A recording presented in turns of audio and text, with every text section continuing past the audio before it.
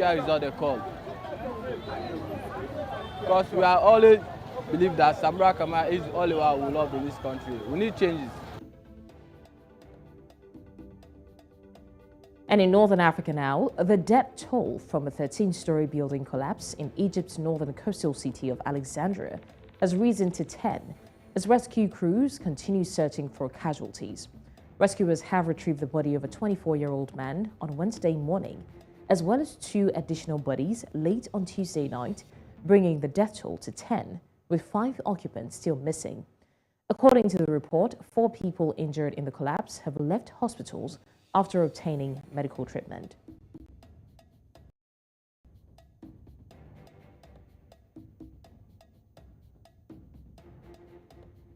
And that's all we have for you on the news at this hour. It's back to Olive and Oselge. A sad story, really, that you shared, the last story where you talked about the building collapse in Egypt.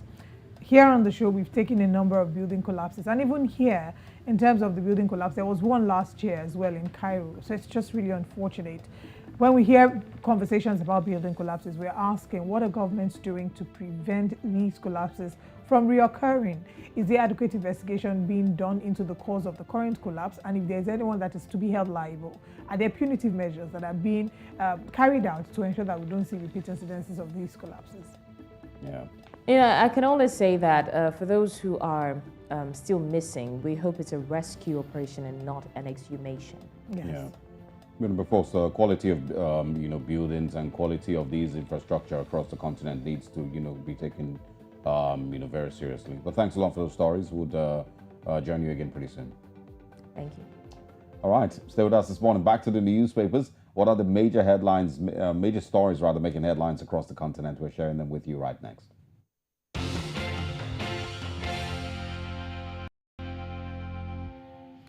On the front page of the Guardian newspaper this morning, the big story says, Sallah, presidency PDP trade blames over bleak and low-key celebrations.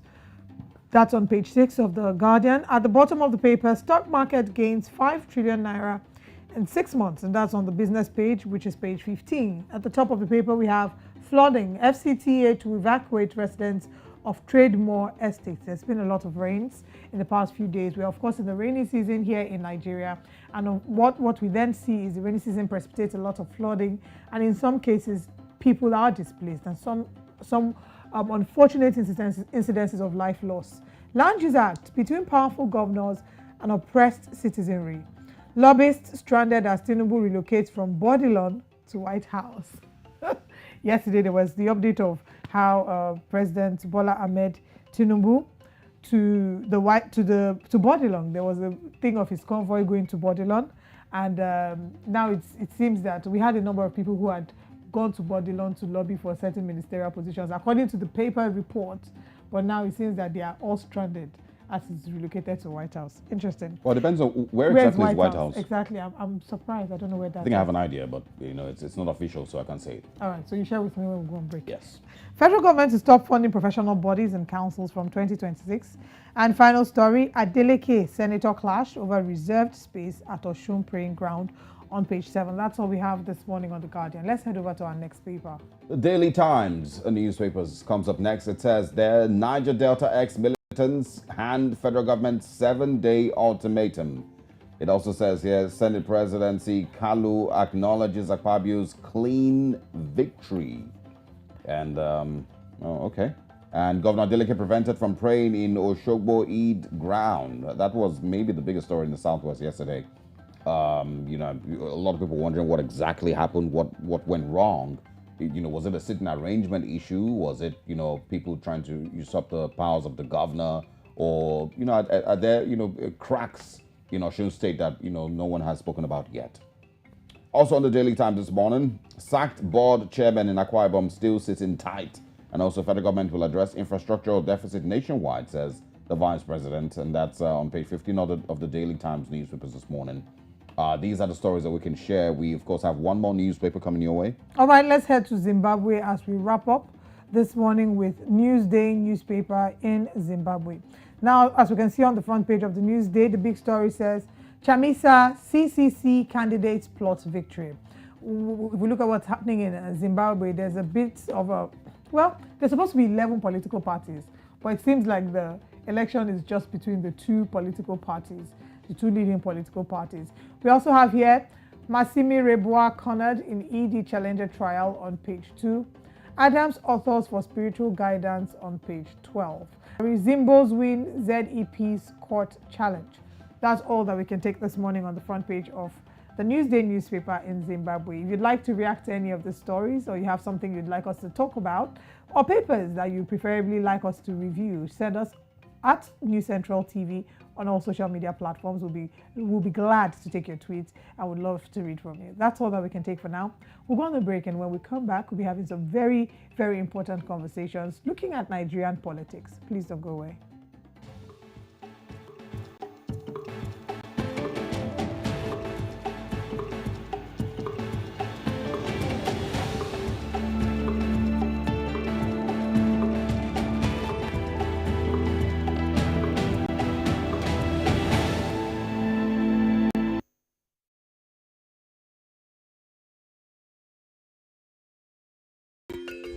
Africa is rising. Again, we hear our sounds echo on the other side. Afrobeat and Afropop reinvented, hip life brought back to life, new energy infused into Kwaito and Kwela. Africa is balling. Every stroke, every shot, every race, we find our place at the top. Taking the helm of real power, new hopes for democracies. A breed of entrepreneurial tigers, audacious storytellers, and a promising generation raring to go. Truly, Africa is rising. And this is where the stories that define our continent live.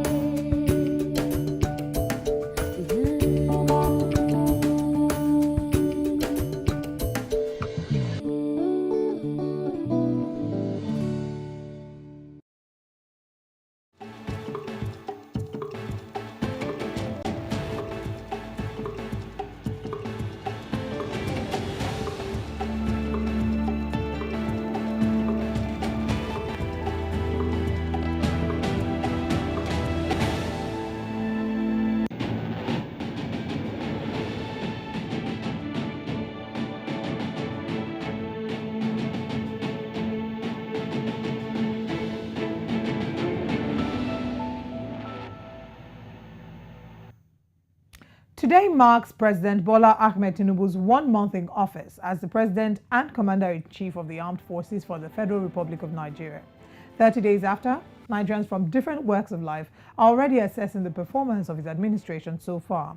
Some say President Tinubu has had a good start, though the fuel subsidy removal has put a clog in the wheel of things and brought untold hardship. The benefits would soon come, they say.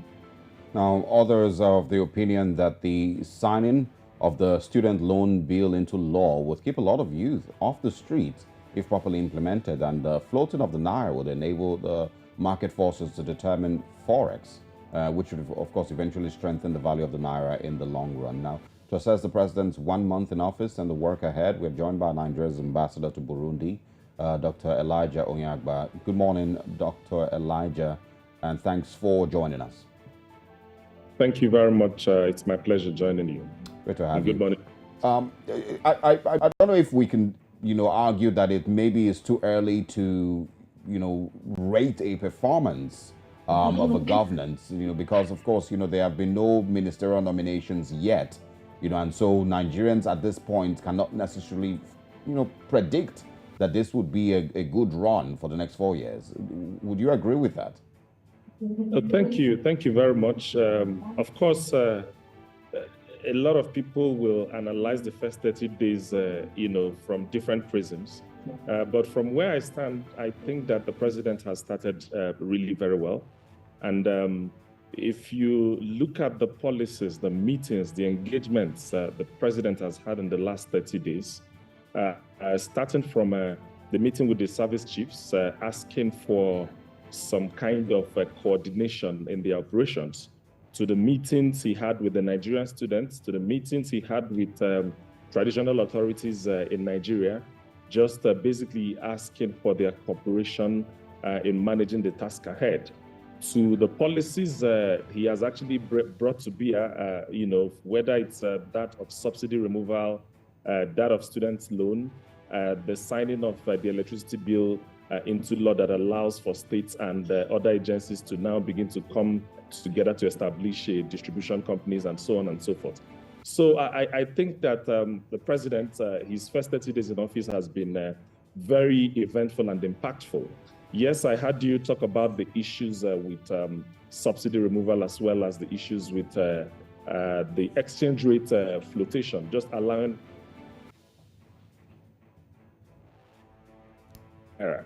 these are very important decisions that the president has taken. That of the subsidy is always something that we knew was going to happen. It was a matter of when, not if, because from all indications, it was very clear to Nigerians and the world everywhere that subsidy is no longer sustainable for the Nigerian economy. So having the courage to remove it is something that is very commendable, and the president has received commendation from World Bank, from IMF, from international observers. But again, if you also look at the president's engagement with labor, it also shows that the president is not just about doing the right thing. It's always important to also do the right thing in addition to carrying the people along. And that's the reason why we saw that labor engaged with government. And at this point in time, series of meetings have gone on. And we have seen a situation where a committee has been set up looking at various palliative options to be able to deal with the issues that are coming as a result of. All right. Doctor, I think that the president has started very well in these first 30 days. All right, Dr. Onyagba, you've mentioned a number of things that President Bola Ahmed Tinubu has done, and a lot of the reforms and the effect that they've had. You've also mentioned how he's received a lot of commendation nationally and globally as well from the World Bank. But I want you to react to a headline on the Daily Trust newspaper this morning. I'm asking this because a lot of the citizenry have complained that what these reforms are doing they are providing opportunities for people to make sacrifices, but that the government itself is not making the sacrifices that the people are making. Now, on the front page of the Daily Trust newspaper this morning, the big story that he read was hasty economic reforms worsening poverty. And it says that the reforms could push 7.1 million Nigerians into poverty by year end. Now, this statement was made by the World Bank. And I'd like you to react to this, as well as those who are saying that the government is not making these sacrifices that they are the citizenry to make. Okay, thank you very much. I hear you loud and clear in the question you've asked. And I've also, I've seen the dailies because I followed your review of the national dailies. But I think that, there's always a lag, a timing difference from when economic policies are implemented and when you begin to feel the effects. I think that, it is also too hasty to jump into that kind of conclusion. Usually, let me first of all start by government not making the relevant sacrifices. I don't know the indices for going to that kind of, for coming, to that kind of conclusion. I think I've seen a couple of, discussions that has gone on online with respect to the number of convoy or something that the president came into Lagos with. Believe you me, I don't think that these are issues yet. We will, as time goes on, begin to look at, what exactly the government is doing and what nature of sacrifices. Because indeed, the president has asked Nigerians to make the sacrifices. And it is also expected that Nigerians are also watching to see what level of sacrifices. Appointment hasn't been made. It is just the president and the change of service chiefs and the appointment of about 9 or 10 special advisors to the president, and that's what has happened. And we are the president is still within the constitutional provision of ensuring that the ministers are appointed within 60 days. So he still has about 30 days window to be able to appoint his ministers. And then that engagement will eventually bring about, what kind of sacrifices that the government is also willing to put on the table for the citizens to see. One thing is very clear in this administration: it is no longer business as usual. And we have seen that in the appointments that the president has made. We've seen inclusion. We've seen some level of dedication and passion. If you look at the number of meetings that the president has been having day on day since he came into office, it is very clear to everybody that this cannot be business as usual. Yeah, but Ambassador, yes. Ambassador, and this is, I think this is where, the conversation on government making sacrifices comes in, and why Nigerians will always, have some level of doubt with regards government's positioning, because they can have meetings. They can have as many meetings as possible. He was also criticized, if you remember, for the Paris summit, where it was said that he was meant to be a speaker, but he, didn't eventually speak. Those are some of the things that have been pointed out as, okay, maybe there's some red flags here and there. So you can have as many meetings as possible. But if your body language as a government doesn't show that you understand what the people are demanding, and one thing that Nigerians have continued to demand is to reduce the cost of governance, to reduce the cost of running the Nigerian state. And of course, that means reduce the amount of money that is budgeted for National Assembly every year, reduce the amount of money that is budgeted to run Aso Rock every year.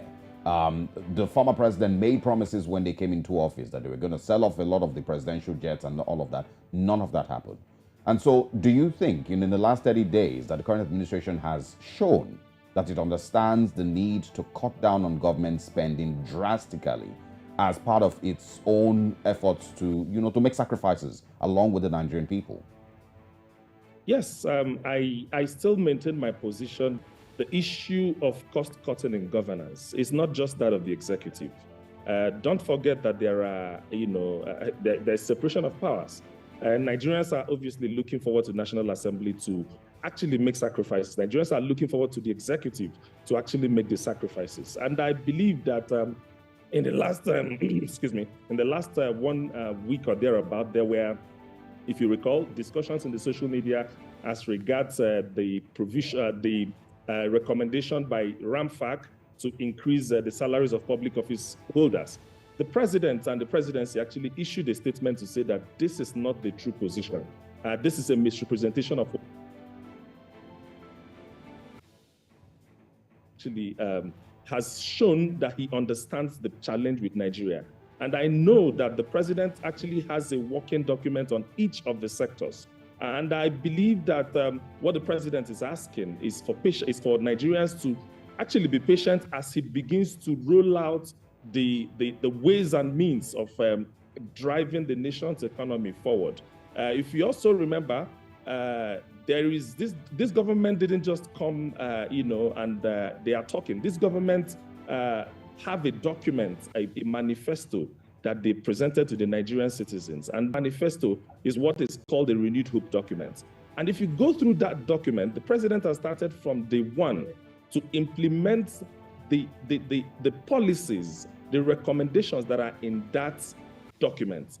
Take, for example, the student loan is actually in that document. The merger of the forex, the black market rate and the official market is also a part of the recommendations of that document. So I hear you loud and clear. I believe that this document, this government is geared to make sacrifices, and I believe that Nigerians will begin to see that as time goes on. Yep. At this point in time, I think it's still too early. The president has just made about a few appointments, and I know that by the time the ministers are appointed, about 42 of them or thereabouts, there will be engagement between the executive and the National Assembly to see, because it's not, I agree with you and I agree with Nigerians that it's not enough to ask Nigerians to make the sacrifices. Nigerians are watching to also see what the government is able to do. So I'll just beg Nigerians to fasten the seatbelt, and then let's give the president, let's at least within the next 30 days, it will be clearer who are coming into office, and that engagement between the executive, the legislators, and indeed Nigerians will actually go ahead for us to be able to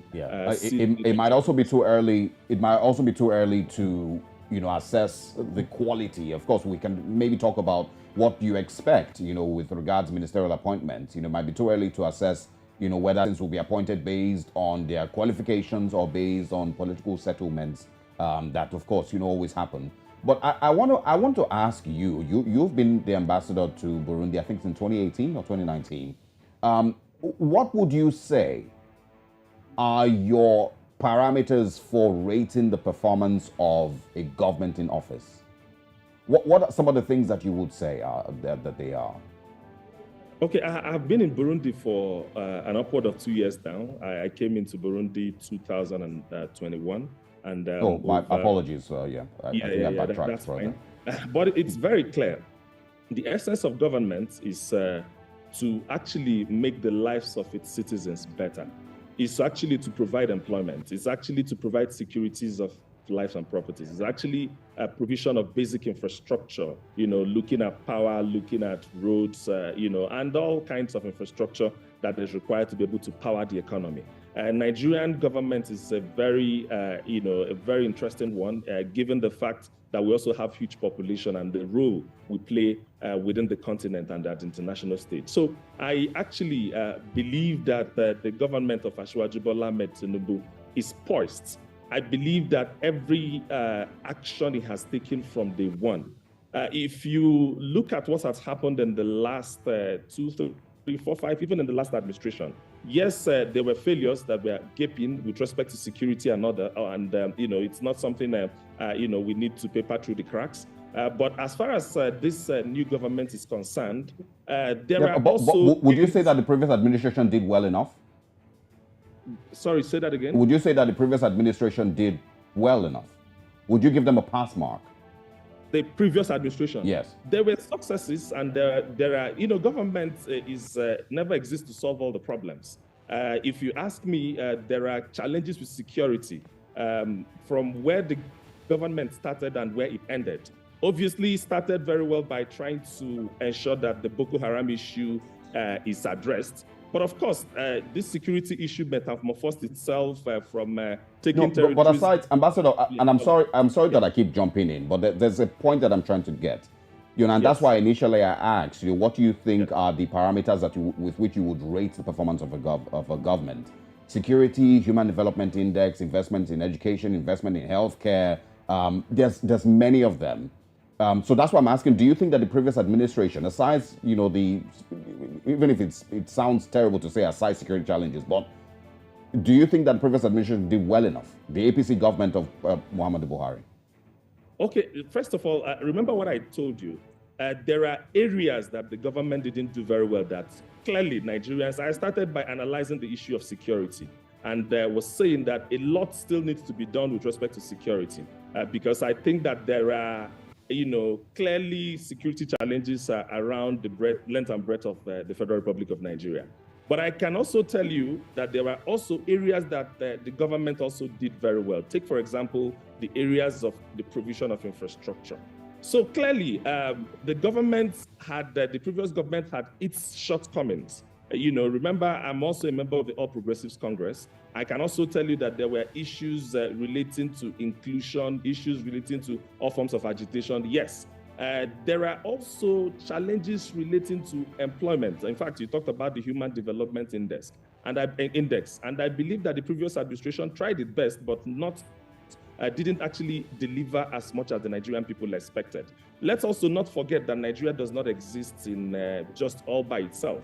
We are also operating in an economy where we are connected with what is going on with the rest of the world. So as much as we'll also like to move at a certain pace, there are obvious challenges. Take, for example, the challenge of COVID when it came and, the impact it had on the growth of economies, around the world. So clearly, I hear you loud and clear. And I know that in a clear assessment, we know that a lot of promises were made by the previous administration. Some were achieved and quite a lot were not achieved. So I believe that they performed poorly.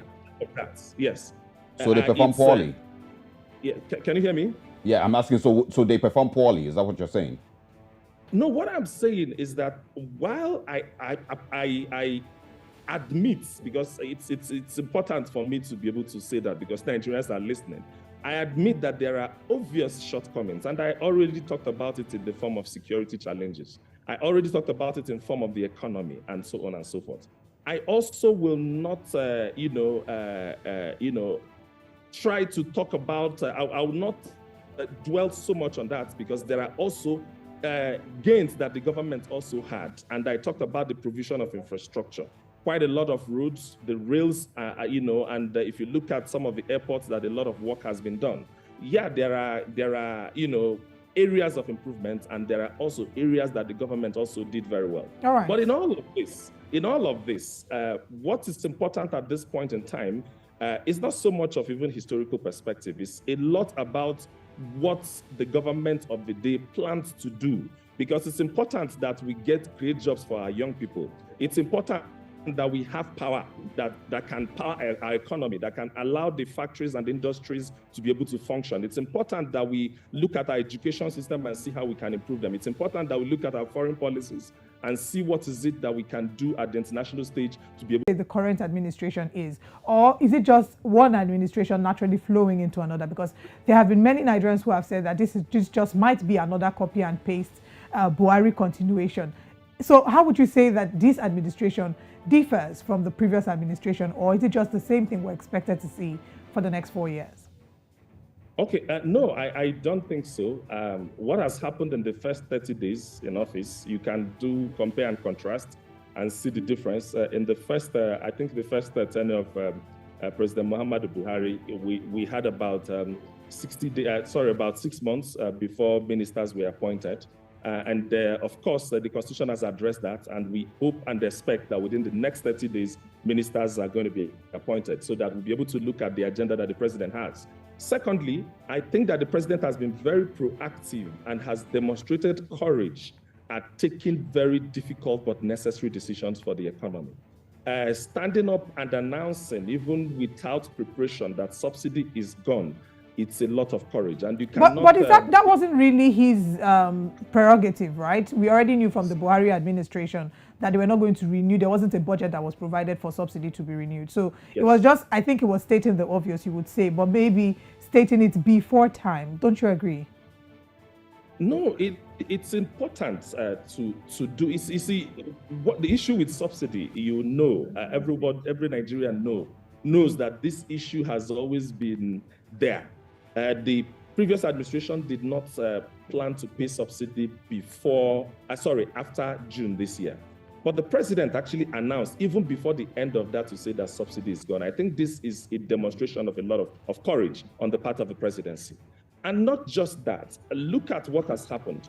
Even some of the bills that he has signed into law also started from the other administration. So there are clearly the issue of the student loan. It's a bill that was sponsored by the now Chief of Staff and the former Speaker of the House of Representatives. The issue of the electricity also is flowing from the last administration. So there are clear strategies, and there are clear things, objectives and policies that have come in from the last administration into this one. But it is very clear to Nigerians, it is very clear to a lot of people around the world that is watching, that the present government is actually determined to make changes. It's actually determined to drive Nigeria from where it used to be. Clearly, you will not, look at the issues of Forex, for example.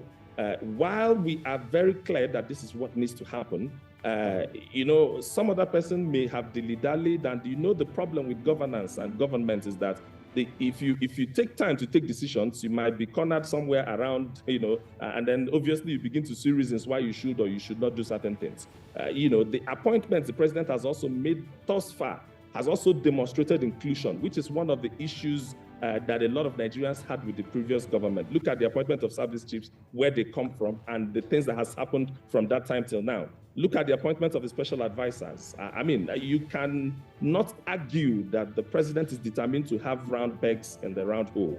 And I believe that every sector of the economy, the presidency has had this policy recommendation for each of the sectors. You might have seen some, I have basically, scanned through quite a couple, and we are hoping that the moment the right people are gotten to be able to man those positions, we hope and expect that they will start running with the vision of this government. Like I said, the Renewed Hope document is a document people that Nigerians are expected to make reference to, because everything that the government is rolling out is coming from that document. So I believe that that document is accessible for everybody to look at, and you can actually,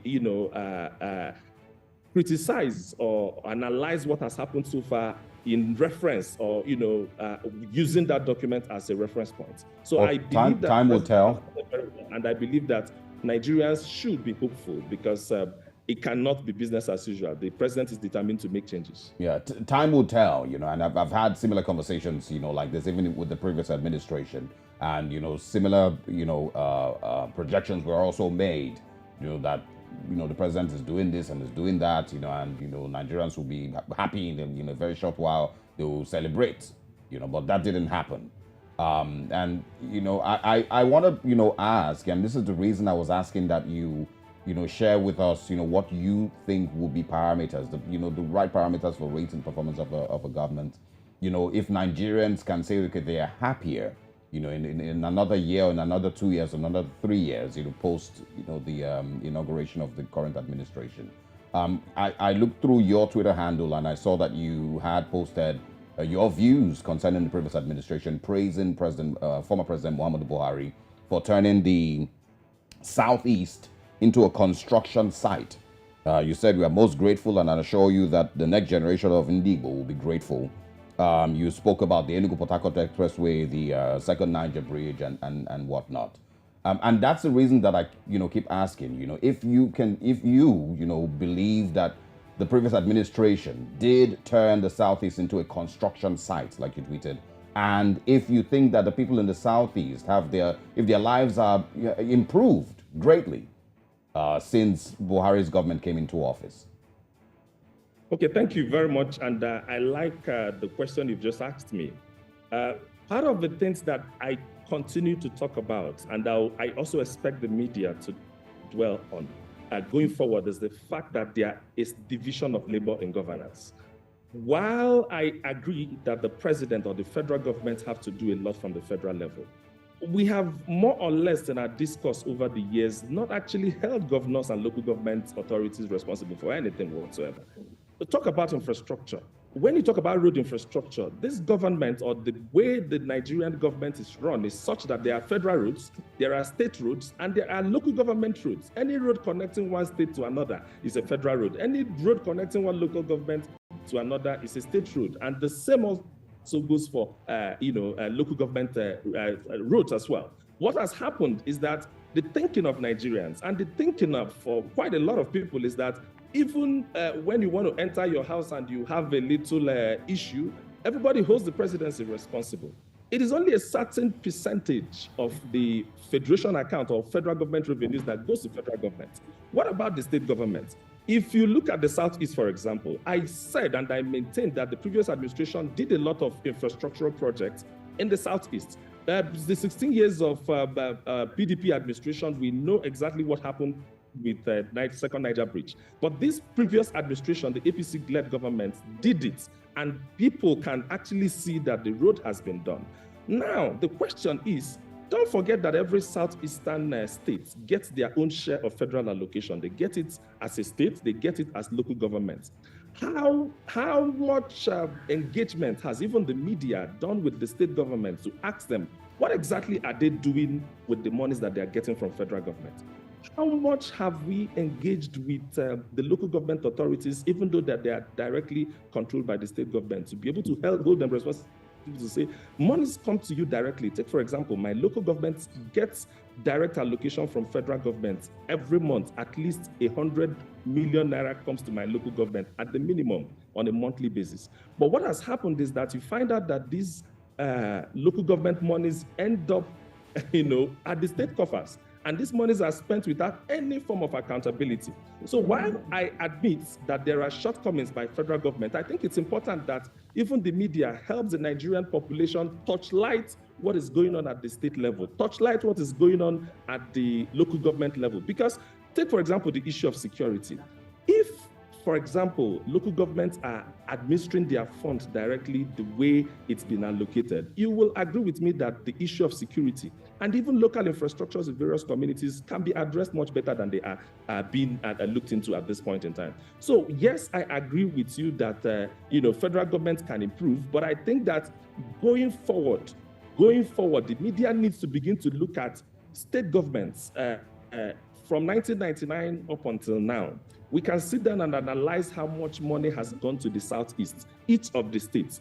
These things run in trillions. And when you look at the impact and when you look at the environment within where these monies have been allocated, you will find out that there is negative correlation between the funds that have gone there and the impact on ground. So it's not just about federal government. And I think that the media, particularly you yourselves, need to be able to educate Nigerians to understand that governance is a shared responsibility. It's not just about federal government. They just have 55% or thereabouts from federation accounts. The rest of the other one actually are shared between states, and not just the fact that the states get this money, they also internally generate funds as well. So where exactly are the monies that they're getting from federal government? Where are they implemented? Where exactly are the funds that they generate as internally generated revenue? How do they apply these funds? And I believe that if we begin to have this conversation, everybody will know that a local government executive has a responsibility.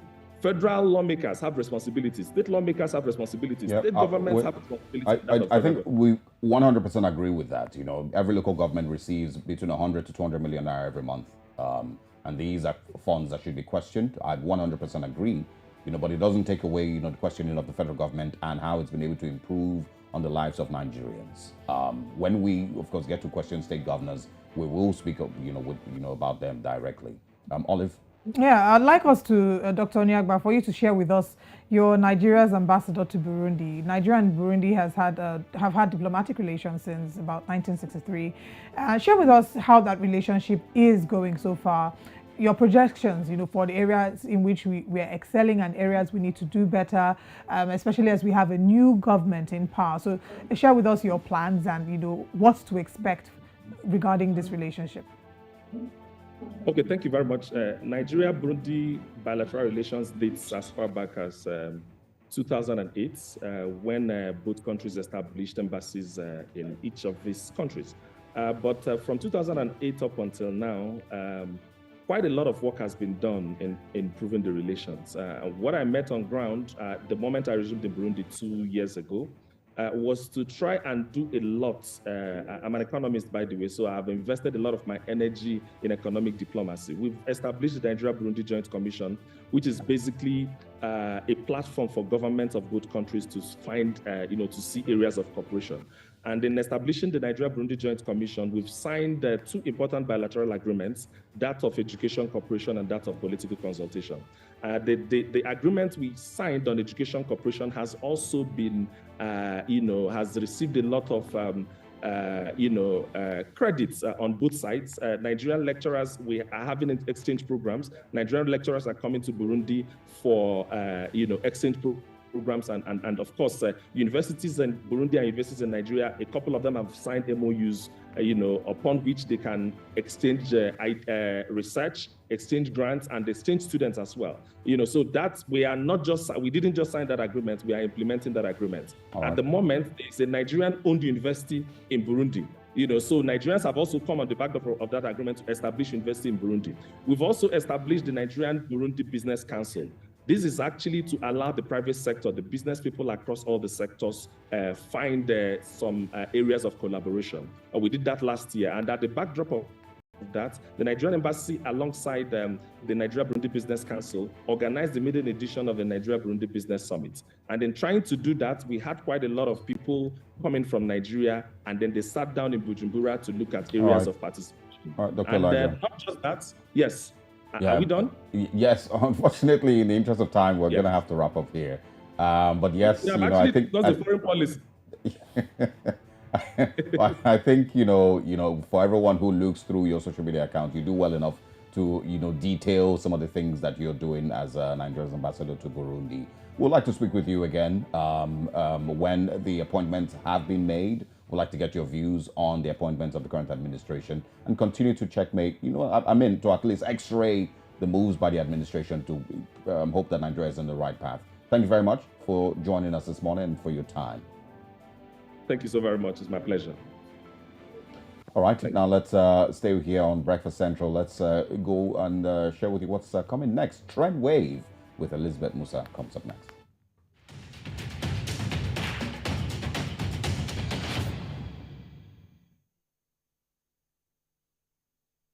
Trend Wave on Breakfast Central. Now, 38-year-old American superstar basketballer LeBron James is in the news. LeBron has reportedly decided to tear down his beautiful house and rebuild his dream home from the ground up. Now, Front Office Sports provided a detailed look into the features of the 13,000 square foot Spanish Mission-style mansion James purchased in 2020. Now, for the NBA mogul, who signed a 2-year, $97.1 million contract extension with the LA Lakers, the demolition of a multi-million-dollar house is chump-change. Now, let me give you an insight into what the former house looked like. It's a 2.5-acre plot which had a pool and a pool house, tennis courts, and one of the largest driveway gates in Los Angeles. Now, inside the home features vaulted ceilings, 7 fireplaces, 4 bedrooms, 8 bathrooms, and 7 fireplaces, like I said, throughout. There was also a screening room and a trophy room, walls of glass slider windows, which boasted views of the Pacific Ocean. Now, you might be wondering what about, but definitely not for LeBron. Now, stories like this definitely make the trend wave, and that's why we have it today. But we'll see some of the reactions on social media before I move on to my next story. Let's take a look at some of the comments that people have been making on this one. Dr. Phil says, well, he worked hard for his money. However, sometimes I have an issue with black people and how they spend money. There is no reason why he can't sell the house and build another house of his dream somewhere else. Black people need to start building generational wealth and legacies that will last for a long time.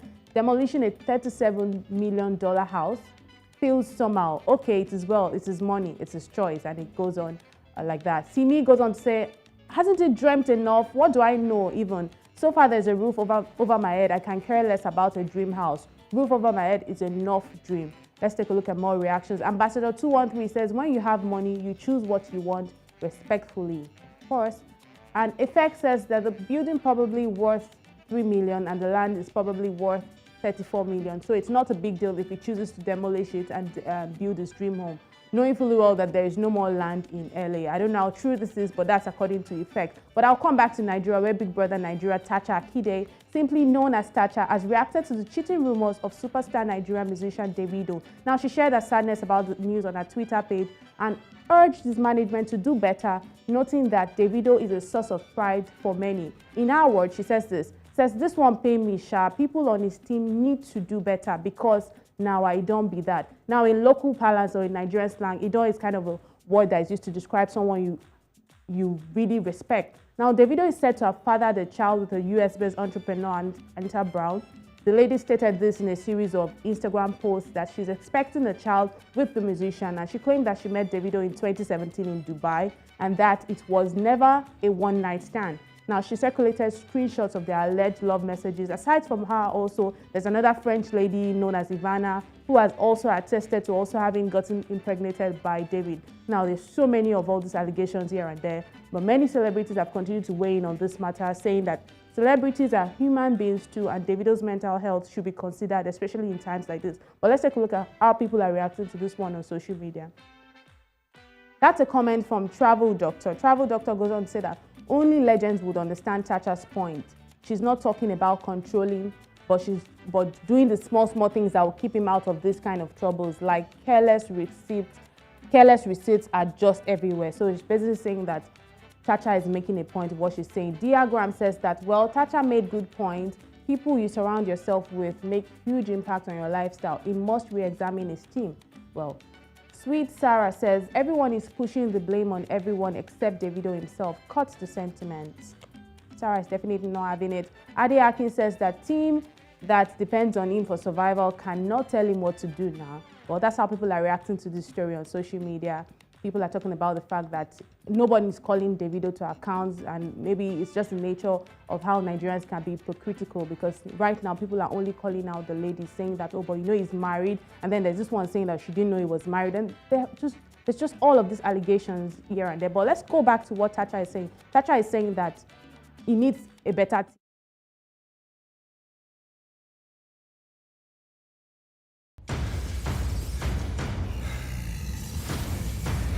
high-performance car is like a high-performance athlete.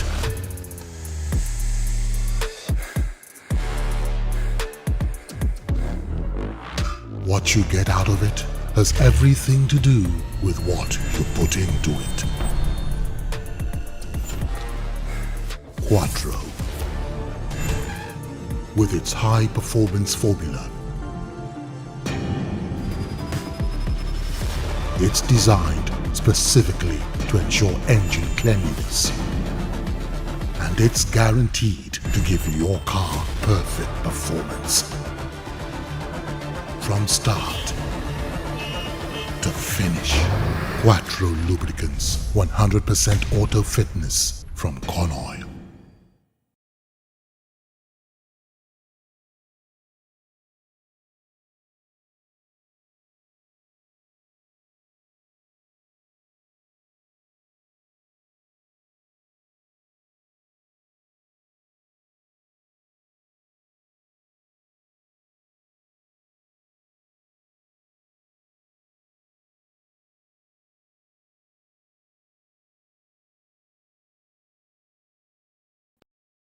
News Central TV, Africa's #1 storyteller, has come with the best of both worlds. With a combination of news app and live TV, we ensure that you keep track of the latest headlines, breaking news, and in-depth analysis from professional journalists from around the continent.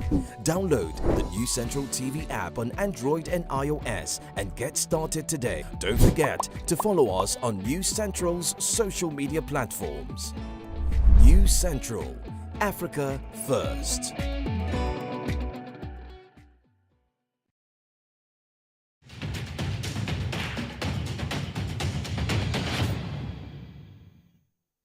Thank you so much for joining us on Breakfast Central. We're still watching Breakfast Central. I wanted to get Olive and Osage's thoughts on these stories that we shared earlier, talking about Thatcher and what she's saying about Davido and the issue on ground, and also LeBron James demolishing his house and starting to build a new one from the ground up. I don't know. What do you make of those stories?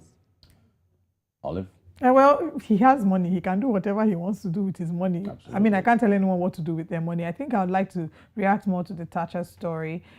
Yes, Davido's team does need to do a better job with his branding. It's not looking good. He has a lot of responsibility to play in terms of he's not acted very responsibly. If all of these allegations are confirmed true, then it would point to the fact that he's not been a very responsible adult.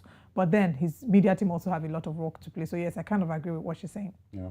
His management, same way that, you know, they said Tiwa Savage's management had, you know, failed her, you know, in the last, you know, remember the last escapade or sexcapade and you know, all that drama. I think it's the same thing with Davido. His management also needs to do better with protecting him, you know, from himself. That's really what it is. Wow, yeah, protecting him from himself. That's Absolutely. deep. Thank you very much, Lise, for bringing us Trend Wave. We'll see you again next week. Always a pleasure. All right. Thank you for joining us. We've come to the end of today's show. Let's share with you what's happening later today on News Central. 12 p.m. West African time, we're bringing you News Central Now. Report Desk Africa comes your way at 5 p.m. West African time. And at 7 p.m., we bring you Politics HQ.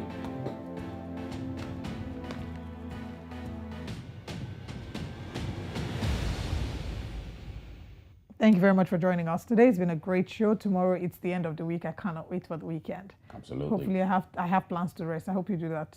I will not, but I will plan it, but I'm sure that I would not rest. But thanks a lot for staying with us all through. Happy Muslim holidays and, of course, public holidays ending today. We're back to work tomorrow. The Friday was a silent public holiday. Oh, well.